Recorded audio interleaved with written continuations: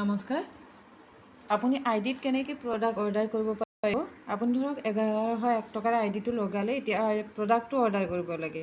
কেনেকৈ কৰিব তাকে দেখাই দিম। প্ৰথমে আপুনি আইডিটোক অ'পেন কৰি ল'ব লাগিব। আইডি অ'পেন কৰিবৰ কাৰণে ইয়াতে যিটো আইডিত কৰিব তাৰে আইডি আৰু পাছৱৰ্ডটো বহাই ল'ব। নিজৰ আইডিটো যিটো আইডিত প্ৰডাক্ট অৰ্ডাৰ কৰিব, অ'পেন কৰিব, আইডি আৰু পাছৱৰ্ড বহাই লগ ইন কৰিব।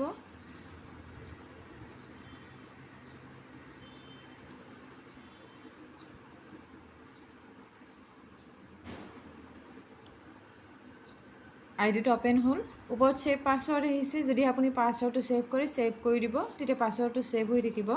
বাৰ বাৰ নামাৰিলে হ'ব পাছৱৰ্ডটো। নেক্সট এতিয়া ক'ত যাব? লেফ্ট ছাইডত চাব, 3 লাইনছ আছে, ক্লিক কৰিব।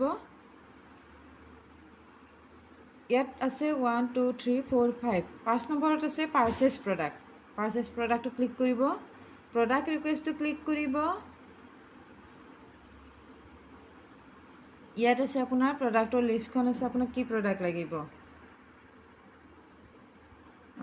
এইটো আইডিত কি প্ৰডাক্ট অৰ্ডাৰ দিছিলে,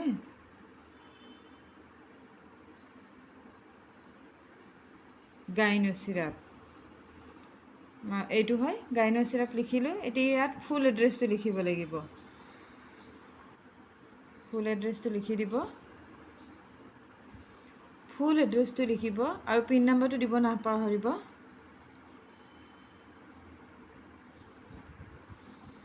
লাষ্টত আপুনি আপোনাৰ ফোন নম্বৰটো দি দিব।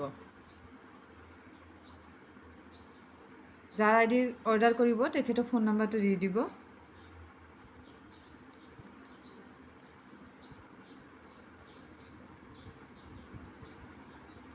হৈ গ'ল, কমপ্লিট এড্ৰেছটো লিখিলোঁ। এতিয়া ছাবমিট কৰি দিম। হৈ গ'ল, প্ৰডাক্ট ৰিকুৱেষ্ট ছাকচেছফুলি ডান। অ'কে কৰিব, মানে আপোনাৰ অৰ্ডাৰটো কি হ'ল, অৰ্ডাৰটো হৈ গ'ল।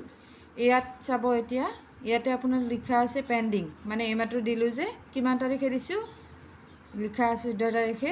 কাৰ নামত দিছোঁ? পাপৰি মজুমদাৰ। ফুল এড্ৰেছটো চাব, ইয়াতে চাব পাৰিব।